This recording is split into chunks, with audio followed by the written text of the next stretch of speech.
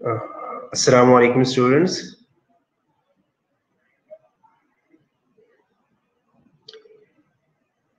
आवाज आ रही है आप लोगों को?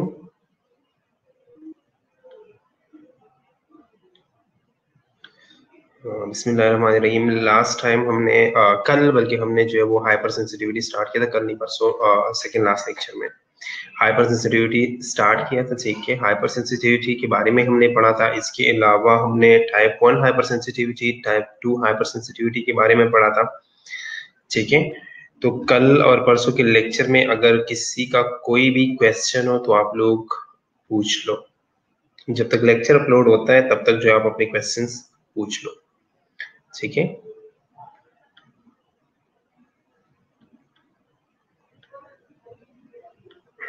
ओके। कल और परसों के लेक्चर में अगर किसी का कोई क्वेश्चन हो तो आप लोग पूछ लो।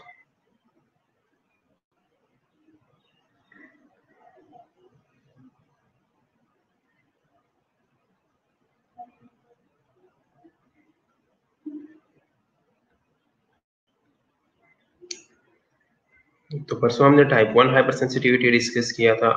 कल जो था, कल टाइप 2 हाइपर सेंसिटिविटी के बारे में हमने पढ़ा था। उससे रिलेटेड अगर कोई भी क्वेश्चन हो तो आप लोग पूछ लो।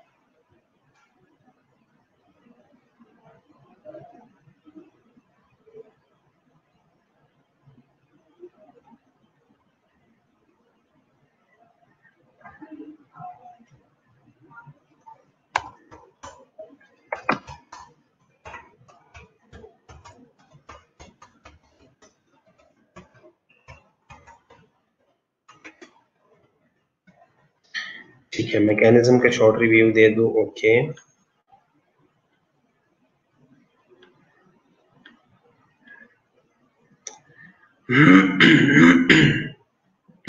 ठीक है। मैकेनिज्म के अलावा अगर कोई इशू हो तो आप लोग पूछ लो।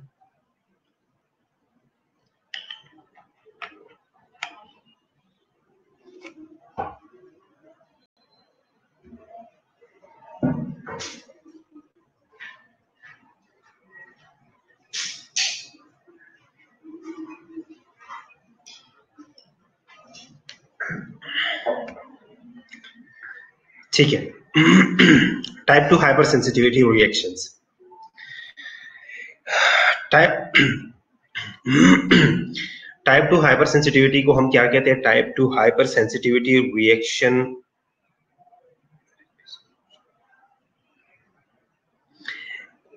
जी पूछिए। ठीक है, टाइप 2 हाइपर सेंसिटिविटी रिएक्शंस को हम साइटोटॉक्सिक हाइपर सेंसिटिविटी रिएक्शंस भी कहते हैं। ठीक है, टाइप 2 हाइपर सेंसिटिविटी रिएक्शंस के अंदर जो एंटीबॉडीज इन्वॉल्व है वो आईजीजी या आईजीएम इन्वॉल्व है। ठीक है, इसका मैकेनिज्म क्या है? इसका मैकेनिज्म ये है कि सेल मेम्ब्रेन जो है वो डैमेज होता है किस चीज से? मेम्ब्रेन अटैकिंग कॉम्प्लेक्स से। जो मेम्ब्रेन अटैकिंग कॉम्प्लेक्स कौन बनाता है? कॉम्प्लीमेंट सिस्टम की एक्टिवेशन के दौरान बनता है। ठीक है, इसके अंदर मैंने आपको पहले बताया कि इसके अंदर इन्वॉल्व है आईजीजी या आईजीएम एंटीबॉडीज। ठीक है, अब होता क्या है कि टारगेट सेल्स के ऊपर जो सरफेस एंटीजेंस मौजूद होते हैं। ठीक है, ब्लड ग्रुप की बात वाली स्लाइड रिपीट कर दे। ठीक है, वो मैं रिपीट करता हूँ।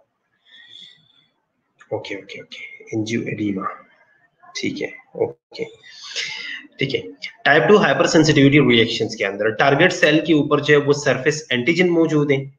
ठीक है, और बॉडी के अंदर जो है वो हमारी आईजीजी या आईजीएम एंटीबॉडीज मौजूद है। अब आईजीजी और आईजीएम एंटीबॉडीज ने जाके सरफेस एंटीजन के ऊपर जो है अटैच होना है। जैसे ही ये सरफेस सेल के ऊपर अटैच हो जाती है तो ये क्या करता है, ये इन्होंने ऑप्सोनाइजेशन के जरिए जो है वो साइटोटॉक्सिक सेल्स को जो है वो अट्रैक्ट करना है। बॉडी के अंदर काफी सारे साइटोटॉक्सिक सेल्स मौजूद है, जैसे नेचुरल किलर सेल्स है। ठीक है, उन सेल्स का काम क्या है? उन सेल्स का काम है बाकी सेल्स को, सराउंडिंग सेल्स को डिस्ट्रॉय करना। ठीक है, तो जैसे ही ये एंटीबॉडी और एंटीजन का कॉम्प्लेक्स बन जाता है, ठीक है, तो साइटोटॉक्सिसिटी स्टार्ट हो जाती है। अब साइटोटॉक्सिसिटी दो तरह की होती है।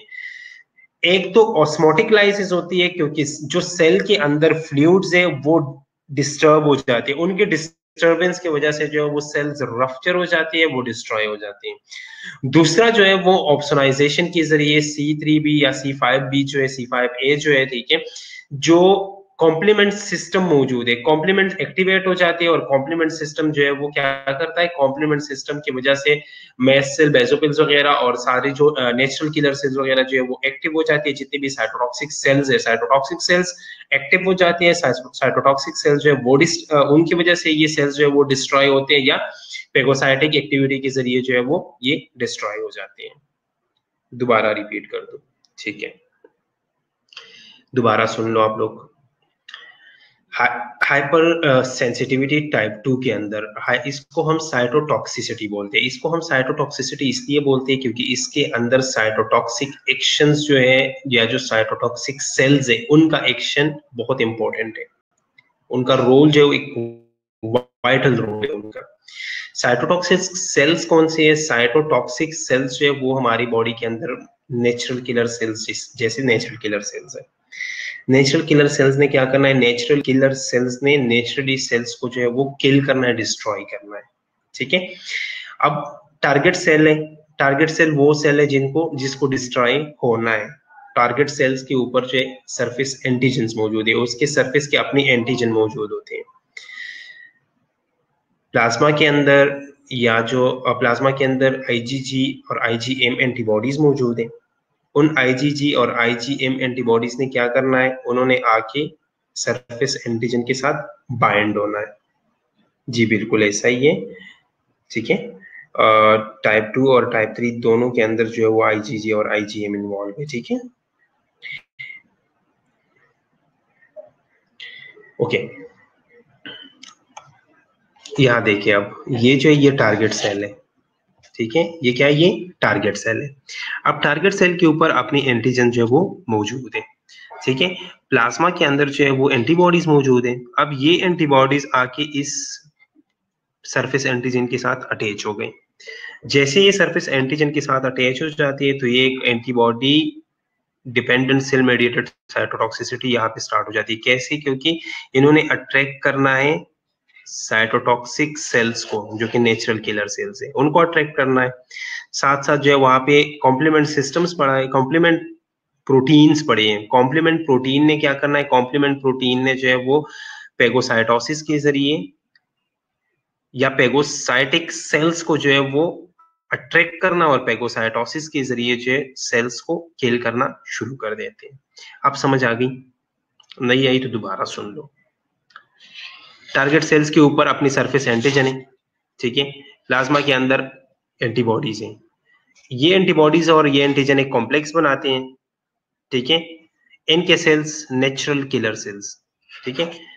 अब नेचुरल किलर सेल्स एक्टिवेट हो जाते हैं किसकी वजह से? कॉम्प्लीमेंट सिस्टम की वजह से। कॉम्प्लीमेंट सिस्टम की वजह से ये नेचुरल किलर सेल्स और जितने भी पेगोसाइटिक सेल्स है वो एक्टिवेट हो जाती है, ठीक है। और इस सेल की, टारगेट सेल की जो है वो डिस्ट्रक्शन शुरू हो जाती है, ठीक है। साइटोटॉक्सिसिटी मीन सेल्स के टॉक्सिसिटी, ठीक है। साइटोटॉक्सिसिटी का मतलब ये है, जहां मैंने आपको बताया था कि एंटीजन और एंटीबॉडी का एक कॉम्प्लेक्स बनता है जिसको हम साइटोटॉक्सिक सेल मेम्ब्रेन कॉम्प्लेक्स कहते हैं, ठीक है। साइटोटॉक्सिसिटी का मेन जो मतलब है ना, cytotoxicity mean being toxic to the cells. वो चीजें जो सेल के लिए टॉक्सिक है उनको साइटोटॉक्सिसिटी बोलते हैं, ठीक है। अब समझ आ गई इसकी? नहीं आई तो मैं दोबारा बता देता हूं।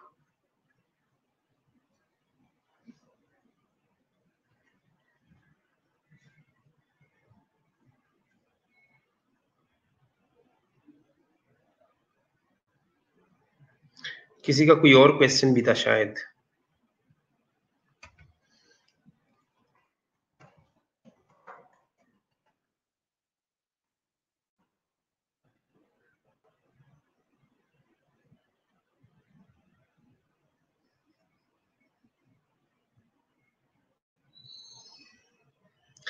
ठीक है, एक बच्ची ने क्वेश्चन पूछा एंजियो एडिमा क्या है, ठीक है।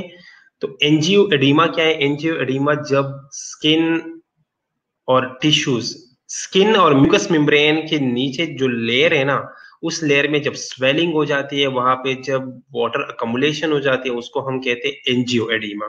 ठीक है, ये एंजियो एडिमा मोस्टली फेस के ऊपर, टंग के ऊपर, लेरिंग्स, एब्डोमिन, आर्म और लेग्स के ऊपर आता है। ठीक है, लेकिन कभी कभी जो है वो हाइव्स वगैरह जो है वो भी बन जाते हैं।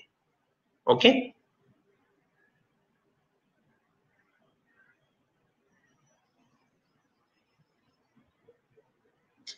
ठीक है, इसके अलावा कोई और क्वेश्चन? एंजियोएडिमा, एंजियोएडिमा क्लियर है अब? एंजियोएडिमा ये है कि स्किन की लेयर की नीचे जो है वो मोस्टली जहाँ पे म्यूकस मेम्ब्रेन है ना, म्यूकस मेम्ब्रेन के नीचे या जो सेल स्किन का अपना लेयर है उसके नीचे जो है वो एडिमा बन जाता है, स्वेलिंग हो जाती है। ठीक है, उनको एंजियोएडिमा बोलते हैं। ठीक है, मोस्टली जो है ये फेस के ऊपर होती है, बाकी बॉडी पे भी हो सकती है लेकिन मोस्टली फेस के ऊपर होती है।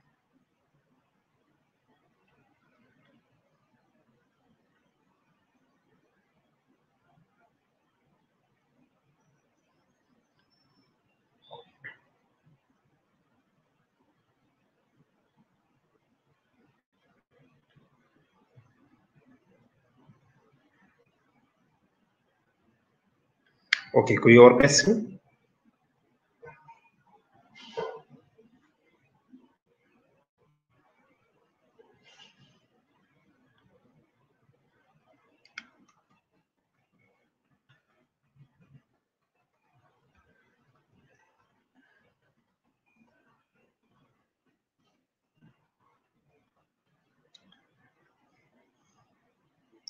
ब्लड ग्रुप की बाद वाली स्लाइड रिपीट कर दो। ओके,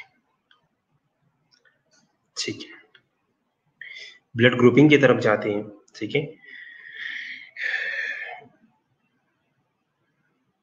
ओके, ब्लड ग्रुपिंग हम पढ़ रहे थे, A B O blood grouping है। ठीक है, जिसका ब्लड ग्रुप ए होगा उसकी एंटीजन के ऊपर, उसकी सेल के ऊपर, RBC cell, red blood cell के ऊपर ए एंटीजन होगा, जिसका बी होगा उसके ऊपर बी एंटीजन होगा, जिसका ए बी होगा उसके ऊपर ए और बी दोनों एंटीजन होंगे। ठीक है, और जिसका ओ होगा उसके ऊपर कोई भी एंटीजन नहीं होगा।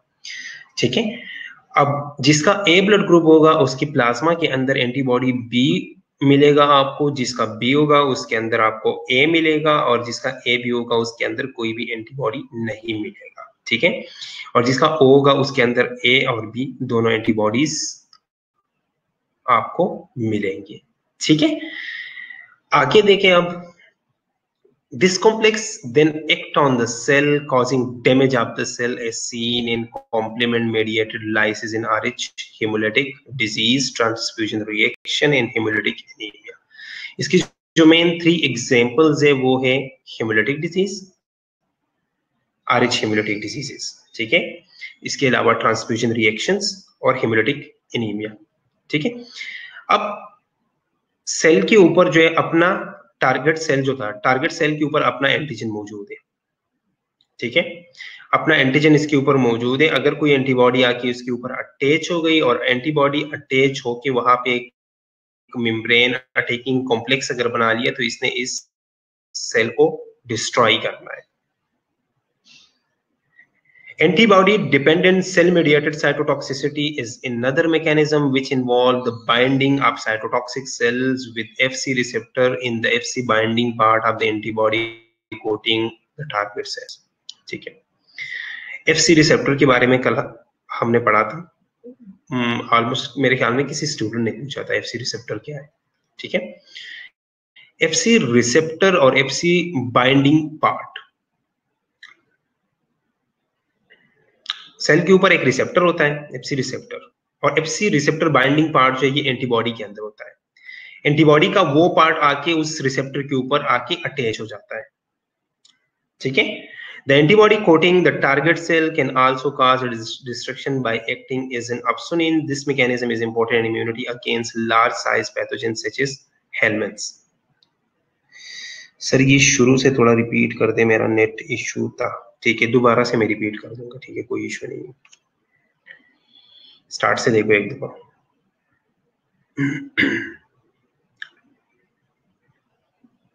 टाइप 2 हाइपर सेंसिटिविटी, ठीक है, स्टार्ट से मैं रिपीट करता हूं, ठीक है। अब जिसका जो जो क्वेश्चन है वो देख लें।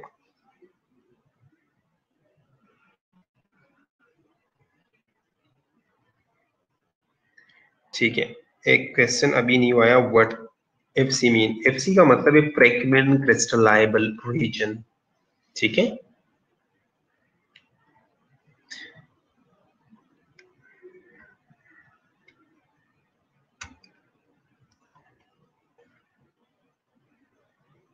Okay, type 2 hypersensitivity reactions.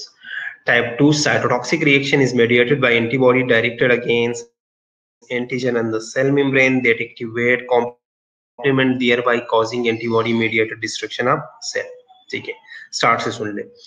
Type 2 cytotoxic reactions जो है वो मीडिएट होते हैं एंटीबॉडीज से, ठीक है। और एंटीबॉडीज जो है वो कौन डायरेक्ट करता है, वो डायरेक्शन, उनकी डायरेक्शन कहाँ पे होती है, वो अटैच कहाँ पे होती है, जो एंटीजन सेल मेम्ब्रेन के ऊपर मौजूद होता है, ठीक है। और उसकी वजह से कॉम्प्लीमेंट सिस्टम एक्टिवेट हो जाता है और एंटीबॉडी मीडिएटेड डिस्ट्रक्शन सेल की शुरू हो जाती है, ठीक है। सेल मेम्ब्रेन जो है वो डैमेज होता है किस चीज की वजह से, मेम्ब्रेन अटैकिंग कॉम्प्लेक्स की वजह से, जो कि कॉम्प्लीमेंट सिस्टम के एक्टिवेशन के दौरान बनता है, ठीक है। इस रिएक्शन के अंदर आईजीजी या आईजीएम एंटीबॉडीज जो है वो इन्वॉल्व है, जिन्होंने आके cell antigen cell membrane antigen के ऊपर फिक्स होना है। और उसके बाद एक मेम्ब्रेन अटैकिंग कॉम्प्लेक्स बनेगा। उस मेम्ब्रेन अटैकिंग कॉम्प्लेक्स ने उस सेल के, ये जो टारगेटेड सेल है हमारा, उसके सेल के ऊपर अटैक करके उस सेल को डिस्ट्रॉय करना शुरू करना है। एंटीजन एंटीबॉडी का जो रिएक्शन है, इन्होंने कॉम्प्लीमेंट सिस्टम को एक्टिवेट करना है, ठीक है, और अटैकिंग कॉम्प्लेक्स बनेगा, ठीक है।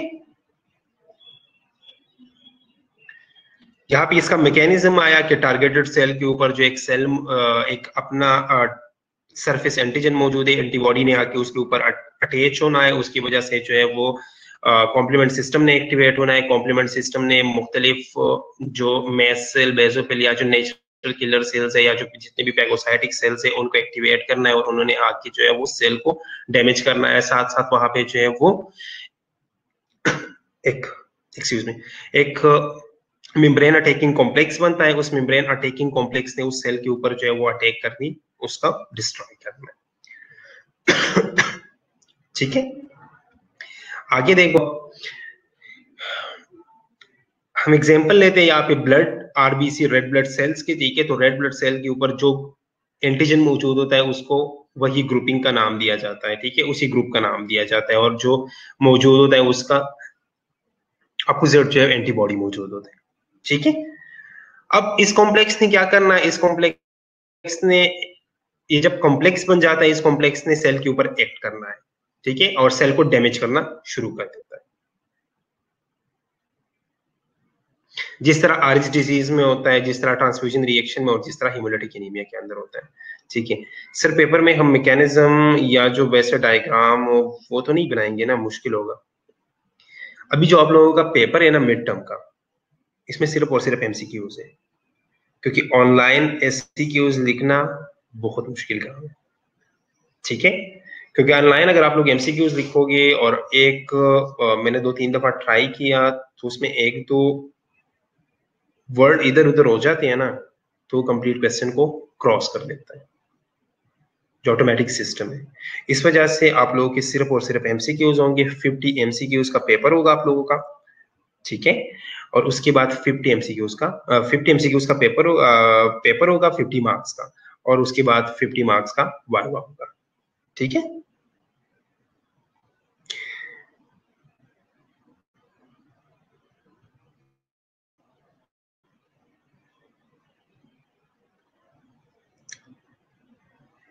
बिल्कुल 50 एमसीक्यूज होंगे।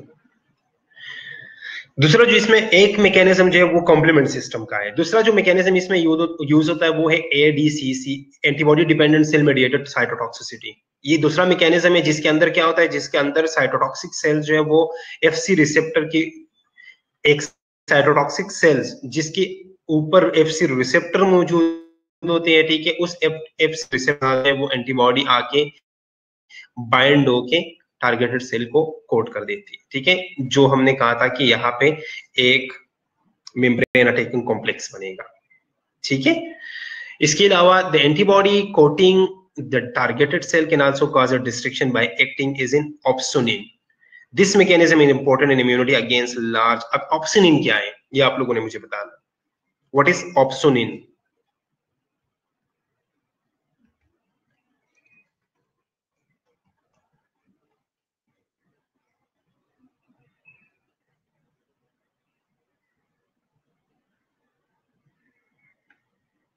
ऑप्सोनिन का मतलब क्या है?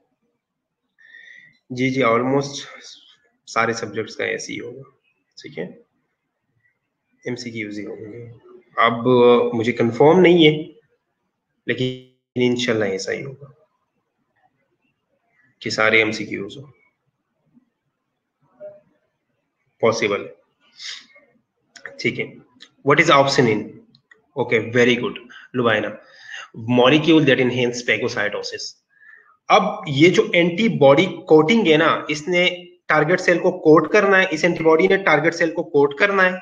ठीक है, और इस ऑप्सोनिन एक्ट करते हैं। ऑप्सोनिन एक्ट क्या करते हैं? ऑप्सोनिन का मतलब है जो इस सेल को ज्यादा सेंसिटिव बना ले पेगोसाइटिक सेल्स के लिए। ठीक है, वो इस सेल को कोट कर देते हैं और अपनी तरफ जो है वो पेगोसाइटिक सेल्स को जो है वो अट्रैक्ट कर देते हैं, और उसकी वजह से जो है वो पेगोसाइटोसिस होता है और सेल्स जो है वो उसकी डिस्ट्रक्शन हो जाती है। ठीक है,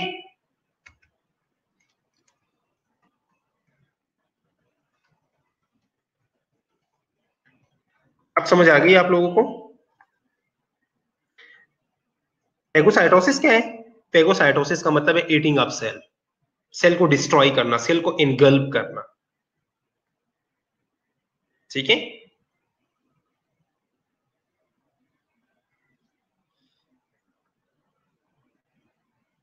ओके, यहां तक अब क्लियर है?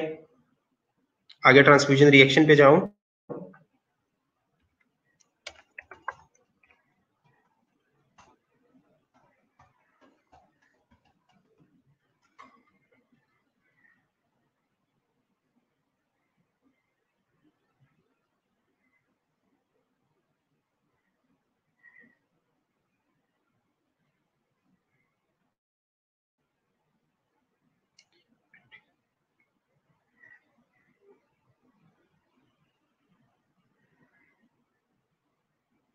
जी अदील,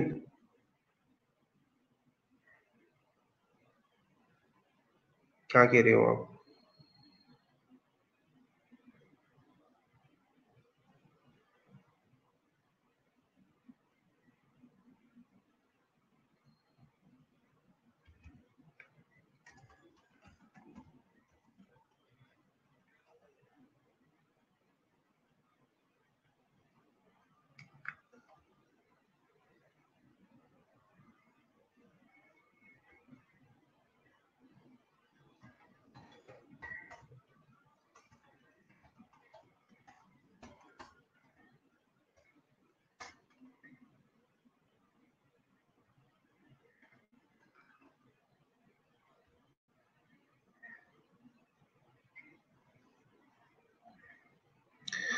अदील, ऑप्सोनिन जो है ये एंटीबॉडी है या कोई और ऐसा सब्सटेंस जिसने बाइंड होके किसी भी फॉरेन माइक्रो ऑर्गेनिज्म से किसी भी सेल के ऊपर बाइंड होके उसको ज्यादा, इसको मोर ससेप्टेबल बनाते हैं पेगोसाइटोसिस के लिए, उसको ऑप्सोनिन बोलते हैं। ठीक है, फॉर एग्जांपल यहाँ से फॉर एग्जांपल एक फॉरेन, अब फॉर एग्जांपल ये एक फॉरेन सेल है, ये फॉरेन सेल आया। ठीक है, ऑप्सोनिन आके इसके ऊपर अटैच हो गया। ठीक है, अब ऑप्सोनिन ने क्या किया? ऑप्सोनिन यहाँ पे अटैच हो गया, इसने आप अपनी बॉडी की जो आर्मी है, अपनी जो पेगोसाइटिक सेल्स है, उनको ये एक इशारा देता है कि ये बॉडी जो है ये फॉरेन बॉडी है, अब आके इसको किल कर दे। ठीक है, ऑप्शन इनका मतलब ये है। फिर से रिपीट कर दूं? ठीक है, एक दफा सुन ले आप। ठीक है, स्लाइड्स को छोड़ के सुन ले। Type 2 hypersensitivity reactions. Type 2 hypersensitivity reactions को हम साइटोटॉक्सिक हाइपर सेंसिटिविटी रिएक्शंस कहते हैं। ठीक है, इसको साइड, अब इसके अंदर जो मेन रोल है वो किसका है, वो IgM और IgG एंटीबॉडीज का है। ठीक है, सेल के ऊपर अपना एक टारगेट सेल के ऊपर अपना एक एंटीजन अटैच होता है। ठीक है, इस एंटीजन के खिलाफ हमारे बॉडी के अंदर जो है अपने एक हमारी बॉडी के अंदर IgG और IgM एंटीबॉडीज प्रोड्यूस होती हैं। उन IgG और IgM एंटीबॉडीज ने आके इस एंटीजन के साथ अटैच होना है। जैसे ही इस एंटीजन के साथ अटैच हो जाती है, साथ ही कॉम्प्लीमेंट सिस्टम एक्टिवेट हो जाते हैं और उसी दौरान जो एक मेम्ब्रेन अटैकिंग कॉम्प्लेक्स बन जाता है। ठीक है, एक मेम्ब्रेन अटैकिंग कॉम्प्लेक्स बन जाता है।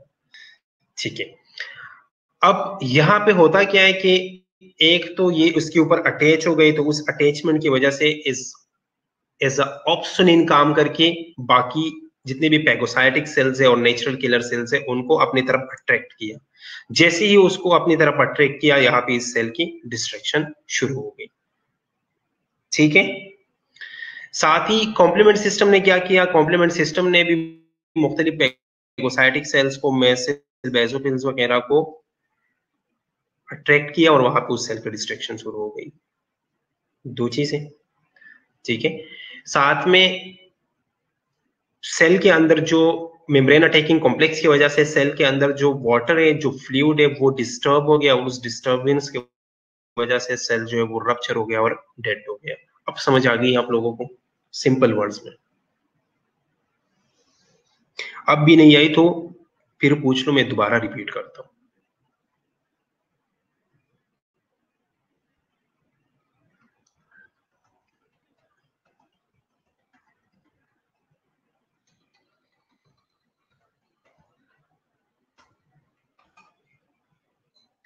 क्लियर है?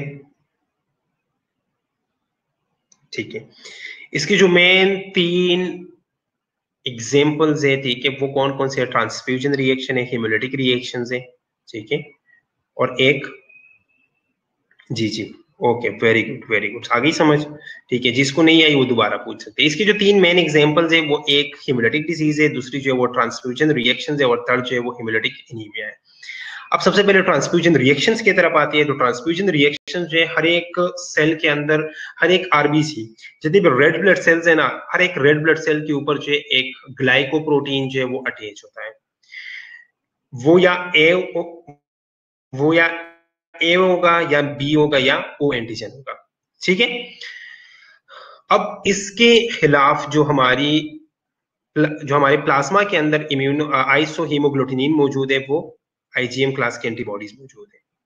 ठीक है, जब भी ट्रांसफ्यूजन मिसमैच ब्लड के साथ, जब भी हम ट्रांसफ्यूज करते हैं कोई मिसमैच ब्लड, फॉर एग्जांपल मेरा ब्लड ग्रुप जो है वो O पॉजिटिव है, मुझे किसी ने ब्लड जो है वो ट्रांसफ्यूज किया B पॉजिटिव, A पॉजिटिव या कोई भी। ठीक है, तो साथ ही मेरी बॉडी के अंदर ट्रांसफ्यूजन रिएक्शन स्टार्ट हो जाएंगे और उस जो मेरे अंदर डोनर आरबीसीज है, डोनर आरबीसीज जो है वो किल और डिस्ट्रॉय हो जाएंगे। वॉइस इशू आ रही है? सबको वॉइस इशू आ रहा है?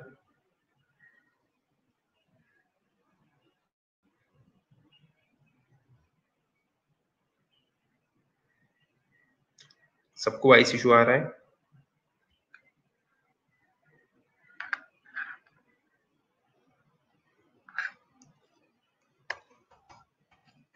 अगर सबको वॉइस इशू नहीं है तो आप निम्रा अपना नेट कनेक्शन चेक कर लो। ठीक है, ट्रांसफ्यूजन रिएक्शन की समझ आ गई।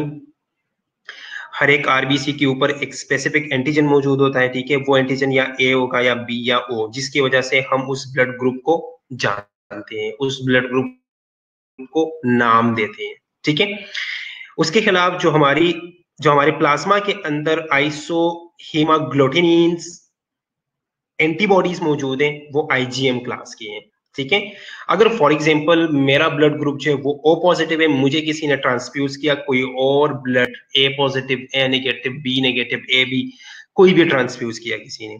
ठीक है, जब कोई और मिसमैच ब्लड ग्रुप किसी ने ट्रांसफ्यूज किया, तो मेरी बॉडी के अंदर जो मेरे प्लाज्मा के अंदर एंटीबॉडीज मौजूद है, वो आके उसके ऊपर अटैक करेंगे और उस डोनर सेल्स को जो मुझे ट्रांसफ्यूज किए गए थे उसको किल कर देंगे।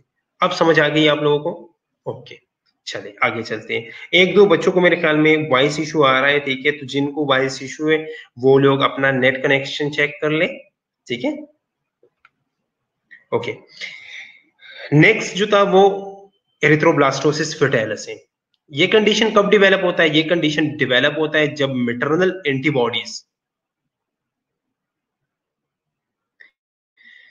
प्लेसेंटा को क्रॉस करके फीटल आरबीसी को किल कर देती है। ये कंडीशन कब आता है? ये कंडीशन तब आता है जहां पे मदर जो है वो RH नेगेटिव हो और बेबी जो है वो RH पॉजिटिव हो, ठीक है। इसकी वजह से सिवियर हेमोलाइसिस होगा, बच्चे को जो है वो एनीमिया होगा, ठीक है, हाइपर बिलिरुबिनीमिया होगा और वेरी फेटल कंडीशन की वजह से बच्चे की डेथ भी हो सकती है, ठीक है। बिल्कुल बिल्कुल। लुबाइना का क्वेश्चन है सर, प्लाज्मा में जो एंटीबॉडीज है वो डिटरमाइन करेंगे मिसमैच एंटीजन को। बिल्कुल, उनका काम यही है कि मिसमैच एंटीजन को डिटरमाइन करके उसको किल कर देना, ठीक है। अब एरिथ्रोब्लास्टोसिस फर्टाइलिस के बारे में समझ आ गई इसकी? ओके, नहीं आई तो दोबारा सुन लो। एरिथ्रोब्लास्टोसिस फर्टाइलिस क्या है? एरिथ्रोब्लास्टोसिस फर्टाइलिस वो कंडीशन है जिसके अंदर मैटरनल एंटीबॉडीज जो है वो प्लेसेंटा को क्रॉस, मैटरनल एंटीजन जो है वो प्लेसेंटा को क्रॉस करके बच्चे के आरबीसीज को डिस्ट्रॉय करती है, ठीक है। ये किन कंडीशन में होता है? ये उन कंडीशन में होता है जब मदर जो है वो प्री सेंसिटाइज है किस चीज से? RH नेगेटिव से, और बेबी जो है वो RH पॉजिटिव, ठीक है। अब इसकी वजह से सिवियर हेमोलाइसिस होगा, ठीक है, बच्चा जो है वो एनीमिक हो जाएगा, हाइपर बिलिरुबिनीमिया में चला जाएगा और ये वेरी फेटल कंडीशन की वजह से उसकी डेथ भी हो सकती है, ठीक है। यहां तक समझ आ गई? सर नेगेटिव, मलाइका का क्वेश्चन है सर, नेगेटिव ब्लड ग्रुप में डी एंटीजन नहीं होता? बिल्कुल नहीं होता। जिसमें डी एंटीजन होगा वो पॉजिटिव होगा, जिसमें नहीं होगा वो नेगेटिव होगा, ठीक है। मिसमैच होगा तो क्या होगा? आवाज कट गई थी। मिसमैच होगा तो एंटीबॉडीज ने आके जो मिसमैच ब्लड है उसको डिस्ट्रॉय करना है, उसके ऊपर अटैक करके उसको डिस्ट्रॉय करना है, ठीक है। वो मैं अभी बताता हूँ। लुबाइना, जिस इंजेक्शन की मैंने बात की थी ना वो एरिथ्रोब्लास्टोसिस फर्टाइलिस के अंदर मैंने बात की थी, ठीक है, ट्रांसफ्यूजन रिएक्शन के अंदर नहीं है, वो आगे हम पढ़ेंगे, ठीक है।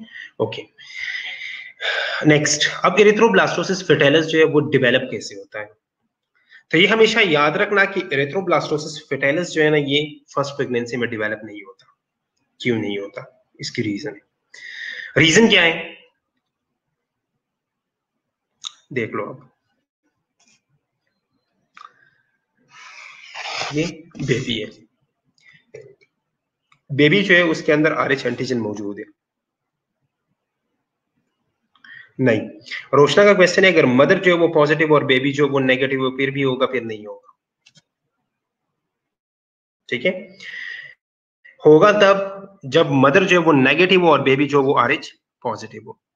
अब फर्स्ट डिलीवरी के अंदर जो है ये क्यों डेवलप नहीं होता ये देख ले आप लोग। ये कंडीशन कब डेवलप होगा? ये कंडीशन तभी डेवलप होगा, अब फॉर एग्जांपल प्लेसेंटा ही, इधर जो है वो मदर का ब्लड है जो कि नेगेटिव है, इधर जो है वो बेबी का ब्लड है जो कि RH पॉजिटिव है, ठीक है। सुन ले आप लोग। अब ये कंडीशन कब होगा? जब ये ब्लड आपस में मिक्स होगा। अब डिलीवरी से पहले ये ब्लड मिक्स होता नहीं है, ठीक है। जब बेबी डिलीवर होगा जिस टाइम पे, उस टाइम पे ये ब्लड जो है ये आपस में मिक्स हो जाता है। अब बेबी का पॉजिटिव ब्लड अगर नेगेटिव के अंदर चला जाए तो कोई इशू नहीं है, नो इशू। लेकिन अगर मदर का पॉजिटिव ब्लड बेबी के अंदर, मदर का नेगेटिव ब्लड जो है वो बेबी के अंदर आया तो तभी इशू होगा,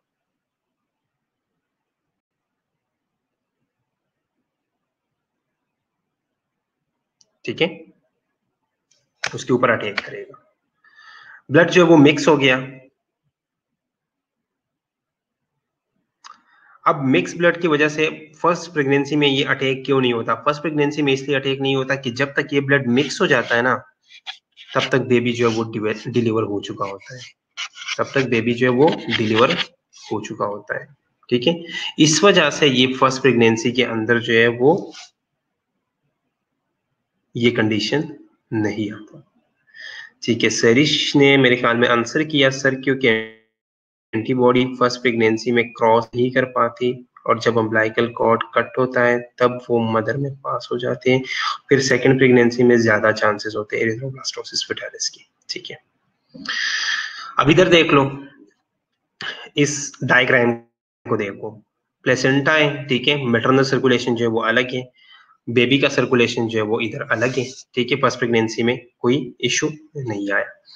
अब बेबी जो है वो डिलीवर हो गया।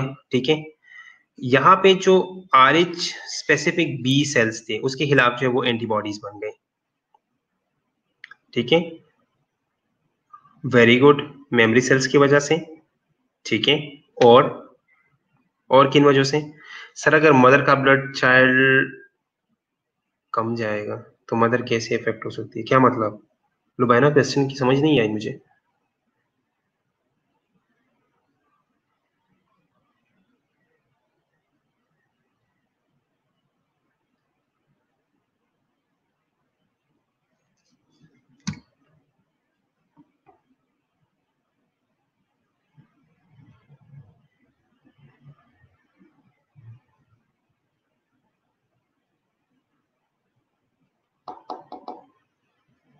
सर अगर मदर का ब्लड फिर वही है। लुबाना, क्वेश्चन दोबारा रिपीट कर लो, क्वेश्चन की समझ नहीं आई मुझे।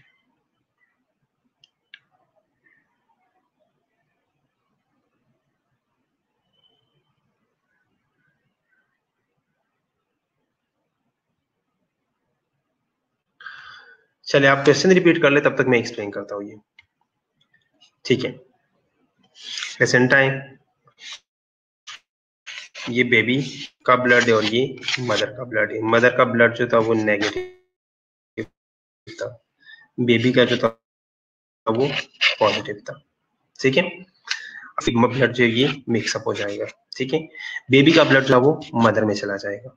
ठीक है, जैसे बेबी का ब्लड जो है वो मदर में जाएगा तो वहां पे जो है एंटीबॉडीज बनेंगे इस ब्लड के खिलाफ। ठीक है, इस ब्लड के खिलाफ। आपने बोला कि ड्यूरिंग बर्थ मदर का RH चाइल्ड में जाएगा तो इसलिए बेबी, नहीं नहीं नहीं, सॉरी, ऐसे नहीं हो सकता, सॉरी, उल्टा बोल दिया मैंने। ठीक है, अगर मैंने ऐसे बोला तो ये उल्टा है।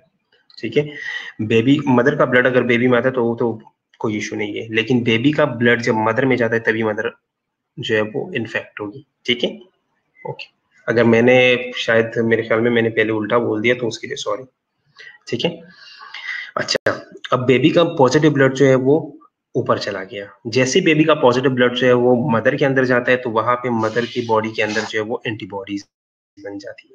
ठीक है, एंटीबॉडीज बन जाती है, उसके खिलाफ जो है वो अटैक कर लेती है, साथ में जो है वो मेमोरी बी सेल जो है वो उसको याद कर लेती है। ठीक है, बेबी ये वाला डिलीवर हो गया, उसको कोई इशू नहीं है। ठीक है, अब नेक्स्ट जो है, नेक्स्ट अब दोबारा जब प्रेगनेंसी, अब नेक्स्ट जो है वो प्रेगनेंसी हो गई, नेक्स्ट प्रेगनेंसी हो गई। ठीक है, बेबी जो है वो फिर क्या है, वो फिर पॉजिटिव है। अब पॉजिटिव के खिलाफ जो यहाँ पे ऑलरेडी एंटीबॉडीज बनी है। ठीक है, तो इसके अंदर अब दूसरे बेबी के अंदर जो है ये हाइड्रोफेट जो हाइड्रो क्या नाम है, एरिथ्रोब्लास्टोसिस फेटालिस है, ये कंडीशन आएगी। ठीक है, ओके।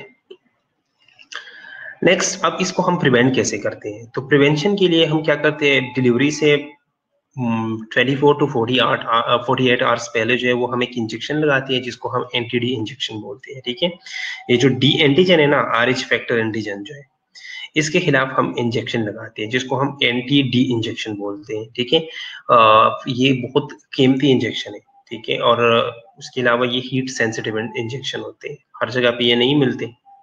हीट सेंसिटिव इंजेक्शन होते हैं, मोस्टली वैक्सीन टाइप इंजेक्शन है, मोस्टली वैक्सीन जो है वो हीट सेंसिटिव होते हैं।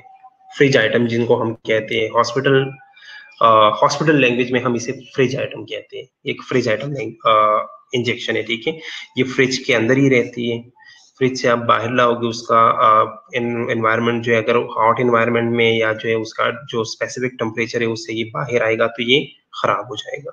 ठीक है, जी बिल्कुल, डिलीवरी से 48 आवर्स पहले, 24 टू 48 आवर्स पहले जो ये इंजेक्शन देते हैं। ठीक है, और फिर ये कंडीशन जो है ये डेवलप नहीं होता और बेबी जो है वो नॉर्मल डिलीवर हो सकता है। ठीक है, ओके, अब इसके बाद जो है वो इस यहाँ तक क्लियर है? यहाँ तक कोई क्वेश्चन?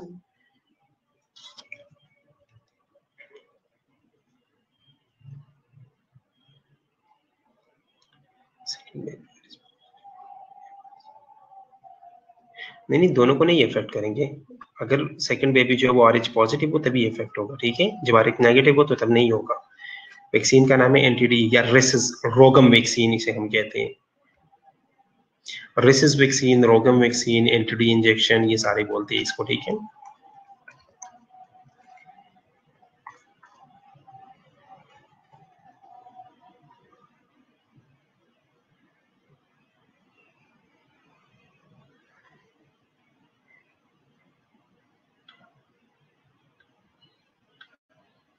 एंटीडी इम्यूनोग्लोबुलिन, एंटीडी इंजेक्शन, ये सारा कुछ ये इसका नाम है, ठीक है। अच्छा, कुछ बुक्स में लिखा हुआ है कि 72 आवर्स पहले भी देते हैं, ठीक है। कुछ बुक्स में लिखा हुआ है कि 72 आवर्स पहले भी देते हैं। तो अगर MCQ में आया और कोई भी मतलब इस तरह कोई रेंज दिया हुआ, तो आप लोगों ने क्या करना है, आप लोगों ने मैक्सिमम रेंज जो है वो सेलेक्ट करना है, 24 टू 72 आवर्स, ठीक है। ओके, ठीक है। अंबर कह रही है दोबारा से रिपीट कर दें। ओके, मैं दोबारा रिपीट कर दूंगा, ठीक है। सर, अगर ड्यूरिंग प्रेगनेंसी बेबी और मदर का ब्लड ग्रुप नहीं पता चला, या मदर का पता है पर बेबी का नहीं पता और इंजेक्शन नहीं लगा, फिर कॉम्प्लिकेशंस होंगी। देखो, जब फर्स्ट प्रेगनेंसी में इशू आता है ना, फर्स्ट प्रेगनेंसी में तो इशू बेबी तो नॉर्मल डिलीवर हो जाएगा। अब जब फर्स्ट बेबी डिलीवर हो जाएगा नॉर्मल, ठीक है, तो उसके बाद हम चेक कर लेते हैं। मदर का तो ऑलमोस्ट पता ही होगा जब जो है वो बेबी डिलीवरी में जाएगा, या वैसे भी डिलीवरी के से पहले जो है ना, जिसके पास मतलब जो डिलीवरी करवाते हैं, जो डिलीवरी अटेंडेंट्स होते हैं, जो डॉक्टर्स होते हैं, ठीक है, गायनोकोलॉजिस्ट वगैरह, वो लोग चेक कर लेते हैं इस तरह की कॉम्प्लिकेशन से, इस तरह की इंसिडेंट से बचने के लिए वो लोग चेक कर लेते हैं, ठीक है। तो फर्स्ट बेबी जो है वो तो नॉर्मल डिलीवर होगा, लेकिन सेकंड बेबी में जो है वो प्रॉब्लम आएगी। वैक्सीन का नाम मैंने लिख दिया, एंटीडी इंजेक्शन, एंटीडी इम्यूनोग्लोबुलिन्स, ठीक है। जहां से एंटीबॉडीज बनती है वहां से रिपीट कर दो, ठीक है। अब फर्स्ट डिलीवरी के दौरान जो है वो ब्लड मिक्स हो गया, ठीक है। बेबी का ब्लड जो है वो मैटरनल ब्लड के अंदर चला गया। जैसे ही वो मैटरनल ब्लड के अंदर जाता है तो वहां पे मदर की बॉडी के अंदर जो है वो बी सेल्स पड़े हैं, जो कि इस RH स्पेसिफिक बी सेल्स है। उन्होंने प्लाज्मा सेल्स जो है वो बनाने हैं। प्लाज्मा सेल्स ने जो है वो IgM एंटीबॉडीज बनानी है, और उन IgM एंटीबॉडीज ने उसके ऊपर अटैक कर देना है। साथ ही जो है वो मेमोरी बेस सेल्स जो है उसको, साथ ही मेमोरी बेस सेल्स बनती है जिन्होंने इस एंटीजन को याद रखना है, इस एंटीजन को मेमोराइज करना है, ठीक है। अब जब दोबारा से नेक्स्ट प्रेगनेंसी के अंदर सेम कंडीशन आएगी, बेबी जो है वो RH पॉजिटिव होगा, तो दोबारा से जो है वो उसी टाइम वो उस चीज को पिक करके उसके ऊपर अटैक करके उस बेबी की ब्लड को डिस्ट्रॉय करेगा, ठीक है। यहां तक अब क्लियर है? अब कोई क्वेश्चन?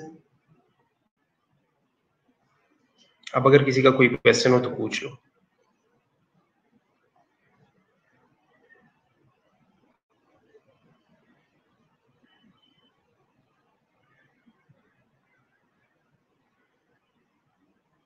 सर, अगर फर्स्ट डिलीवरी में मेमोरी सेल मेमोराइज कर लेते हैं तो फिर सेकंड डिलीवरी में हम इंजेक्शन क्यों लगाते हैं? मतलब वेरी गुड क्वेश्चन, तो यही है।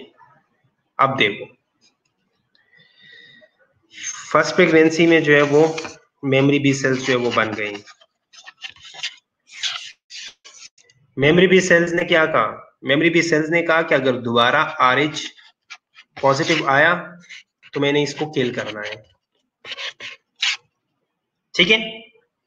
मेमोरी बी सेल ने क्या कहा कि अगर दोबारा RH पॉजिटिव आया तो मैंने इसको किल करना है। लो भाई ना, सुन लो आप। सेकेंड प्रेगनेंसी हुई, बेबी फिर जो है वो RH पॉजिटिव है, मैंने इंजेक्शन नहीं लगाया। पहले आप अज्यूम कर लो इंजेक्शन नहीं लगाया, तो मेमोरी बी सेल ने इस बेबी को किल करना है, इसके ब्लड को किल करना है। अब दूसरा कंडीशन, दूसरा कंडीशन ये कि मैंने इंजेक्शन लगाया, इंजेक्शन जो है वो एनटीडी है, एनटीडी लगाया मैंने।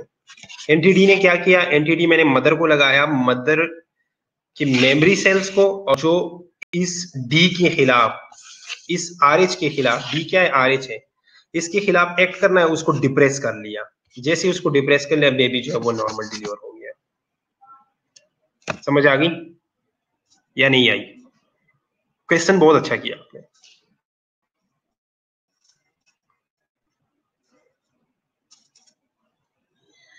मेमोरी सेल्स का काम क्या है? नहीं आई समझ तो फिर देख लो। मेमोरी सेल्स का काम है आरएच को याद रखना, कि अगर आरएच दोबारा आया तो मैंने किल करना है। ठीक है, तो अगर मैं इंजेक्शन जो है वो नहीं लगाऊंगा तो इसने क्या करना है, किल करना है। लेकिन अगर इंजेक्शन लगाऊंगा तो इस इंजेक्शन ने इस मेमोरी सेल को क्या करना है, डिप्रेस कर देना है। ठीक है, और बेबी जो है वो नॉर्मल डिलीवर होगा। ठीक है,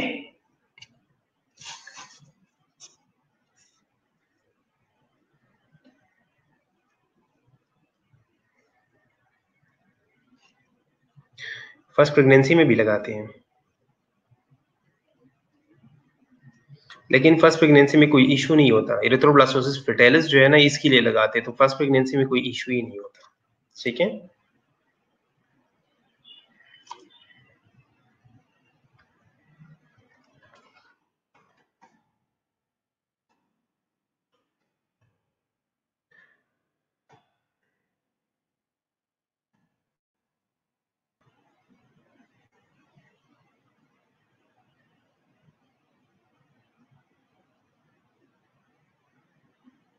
ओके, कोई और क्वेश्चन?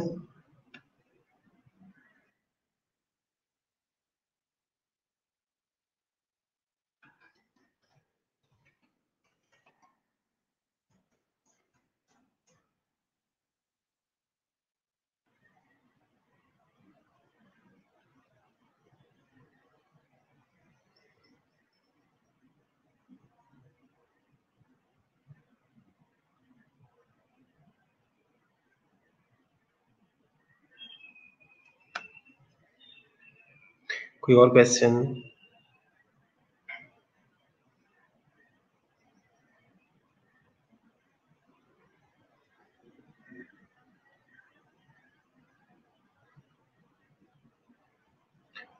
ठीक है,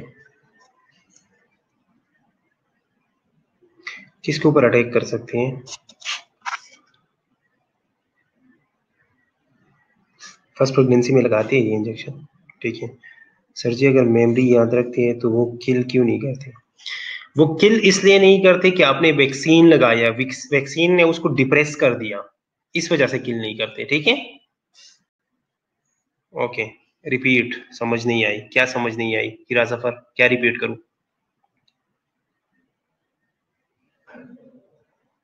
किस चीज के ऊपर अटैक कर सकती है निम्रा? निम्रा, जब आपने उसे वैक्सीन दिया, वैक्सीन ने उसको डिप्रेस कर लिया, उन एंटीबॉडीज को डिप्रेस कर लिया, तो वो अटैक कैसे करेंगे? कभी कभार ये जो एरिथ्रोब्लास्टोसिस फेटालिस है ना, ये इतना स्ट्रांग हो जाता है ना कि मिसकैरेज हो जाता है। ठीक है, मिसकैरेज हो जाता है, बेबी जो वो लॉस हो जाता है। तो अगर बेबी लॉस हो गया ना, तो तब भी हम जो है वो ये एंटीडी इंजेक्शन उसी दौरान लगाते हैं, विद इन 24 और विद इन 48 आवर्स। ठीक है,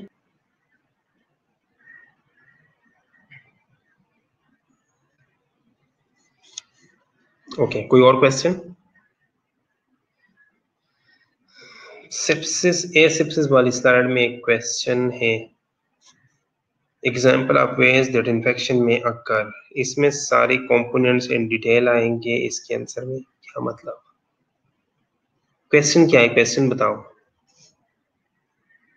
पूछो क्वेश्चन, क्या क्वेश्चन है उसमें? सर इंजेक्शन की समझ नहीं आई कि वो फर्स्ट प्रेगनेंसी में क्यों नहीं लगाते? लगाते हैं, किसने कहा नहीं लगाते? फर्स्ट प्रेगनेंसी में भी लगाते हैं। जैसे पता चल जाता है ना हमें, तो फर्स्ट प्रेगनेंसी में हम कॉम्प्लिकेशन से बचने के लिए लगाते हैं। ठीक है, और नेक्स्ट जो है वो फिर हम हर एक प्रेगनेंसी से पहले लगाते हैं। ठीक है, ताकि कंडीशन जो है वो डेवलप ना हो।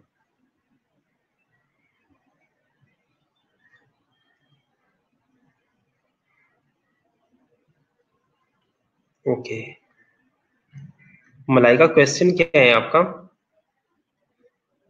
कि आपने सारी अपने देखो, जब भी आपने किसी क्वेश्चन का आंसर करना हो ना, तो उस क्वेश्चन के मार्क्स को दिया करो। मार्क्स को देख देख के मार्क्स को देख के आपने क्वेश्चन का आंसर करना है। अगर फॉर एग्जांपल 5 नंबर का क्वेश्चन है, ठीक है, तो आपने 5 नंबर के हिसाब से ही लिखना है। ठीक है, एक्सेसिव राइटिंग नहीं करनी। लुबाइना का क्वेश्चन है, स्टरलाइजेशन के टाइप मिक्स हो जाती है। कैसे मिक्स हो जाती है?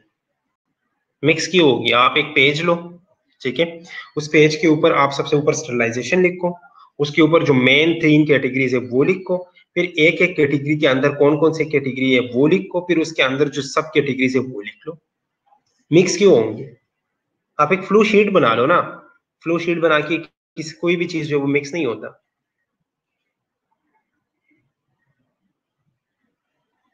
अब एमसीक्यूज है, एसक्यूज तो है ही नहीं पेपर में, लेकिन मिक्स नहीं होनी चाहिए चीजें, क्योंकि मैं वाइवा में पूछ सकता हूँ वो चीजें। तो अगर चीजें मिक्स हो गई तो आप आंसर कैसे करेंगे? ठीक है,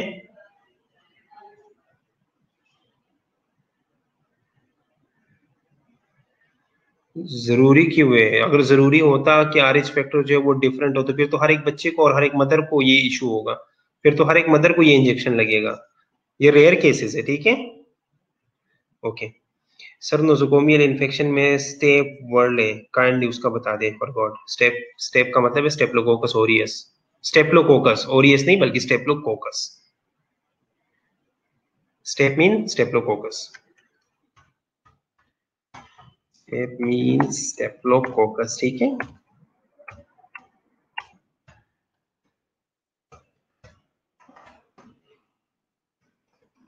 ओके,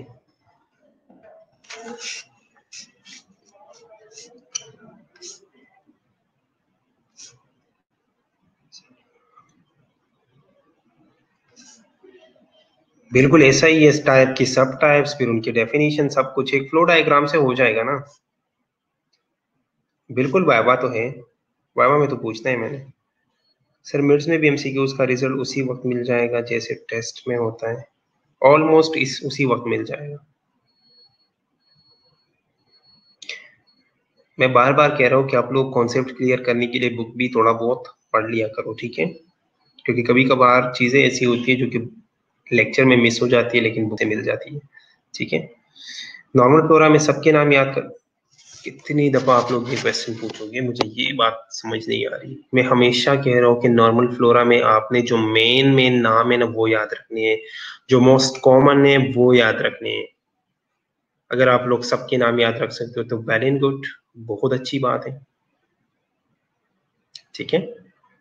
पासिंग मार्क्स वैसे तो 50% है, लेकिन मैं सोच रहा हूँ कि मैं 60% रख लूँ। बुक साइट पे पढ़ी है, ठीक है, मैं आज ग्रुप में लिंक शेयर कर लूंगा बुक का, और वहां से जो है जाके बुक देख लो।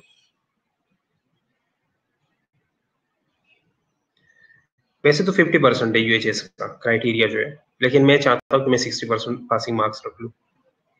देखता हूँ कौन पास होता है कौन फेल होता है। तो 50 में से 30 एमसीक्यूज ठीक करने पड़ने हैं आपको।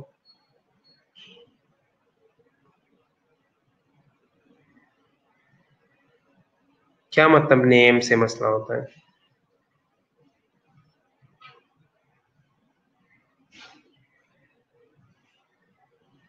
तो ठीक है ना, सेम है तो क्या हो गया, सेम ही रख लो आप। अगर कुछ, अगर एक नॉर्मल फ्लोर है, वो एक जगह का भी नॉर्मल फ्लोर है, दूसरी का भी है, तो ठीक है, कोई इशू नहीं है। ये तो आपके लिए इजी है कि एक चीज दो जगह पे आ रही है। जिस तरह वो पेपर में दो एमसीक्यूज, एक एमसीक्यू जो है वो डबल आ जाता है, और आपको उसका आंसर पता हो तो बोनस मार्क्स मिल जाते हैं, अगर पता ना हो तो फिर टेंशन होती है, ठीक है। एमसीक्यूज और वाइवा को मिला कि 50% या बस एमसीक्यूज? पेपर पेपर में, अच्छा ये याद रखना कि थ्योरेटिकल में अलग पास होना है, वाइवा में अलग पास होना है। जो एक में फेल वो दोनों में फेल, ये याद रखना।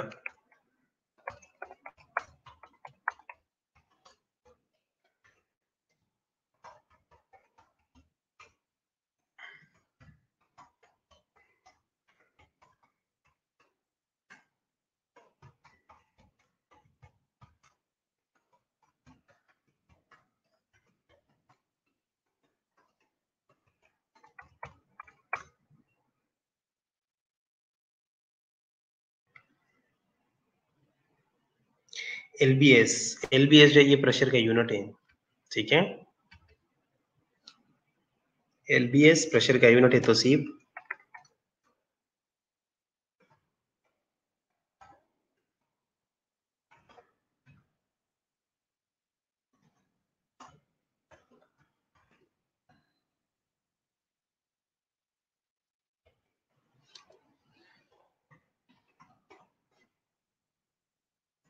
एलबीएस मोस्टली ये स्टैंडर्ड इंटरनेशनल यूनिट है प्रेशर का, ठीक है, और इसका मतलब है पाउंड पर स्क्वायर इंच, ठीक है।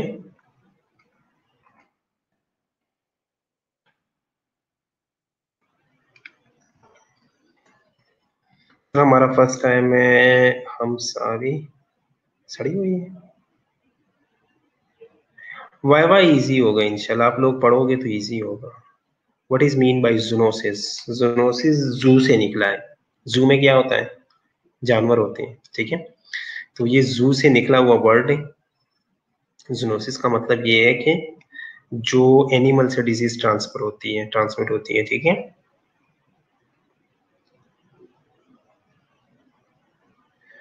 चले वो हम बाद में डिस्कस करेंगे कि मैं कितने क्वेश्चन पूछूंगा। अभी आप लोगों का टाइम जो है वो खत्म हो चुका है, ठीक है।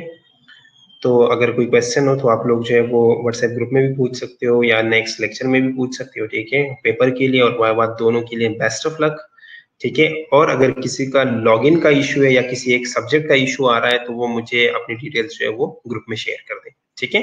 ओके, अल्लाह हाफिज।